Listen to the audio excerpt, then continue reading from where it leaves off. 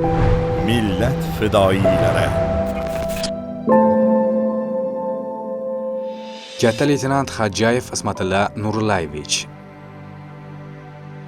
1972-yil 20-noyabrda Samarqand viloyati Nurobod tumanining Oqsoy qishlog'ida tug'ilgan. 1993-1997-yillarda Samarqand Oliy harbiy avtomobil qo'mondonlik muhandislik bilim yurtida tahsil olgan. 1997-yildan boshlab Qurolli kuchlar safida maxsus operatsiyalar batalyonida shartnoma asosida harbiy xizmatni o'tay boshlagan. 2000-yil mamlakatimizning janubiy hududlarida vatanimizga suqilib kirgan xalqaro terrorchi jangari to'dalarni qidirish va ularni yo'q qilish harakatlariga katta leytenant Ismatilla Xo'jayev ham safarbar etilgan. 2000-yil 16-sentyabr kuni tog'li hududning qiyin va murakkab sharoitlarida razvedka qidiruv ishlarida ishtirok etgan.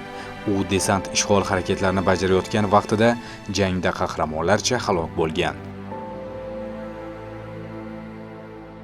Katta leytenant Ismatilla Xo'jayev O'zbekiston Respublikasi Prezidentining tegishli farmonlari bilan Shuhrat, Jasorat medallari bilan mukofotlangan. Ismatilloni xotirasini abadiylashtirish uchun o'zi o'qigan 13-sonli umumiy o'rta ta'lim maktabiga byust o'rnatilgan.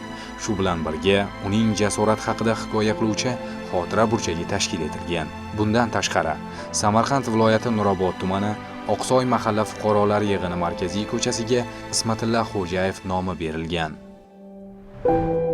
Vatan millat fidoyilarini unutmaydi. Ularning xotirasi qalbimizda mangu yashaydi.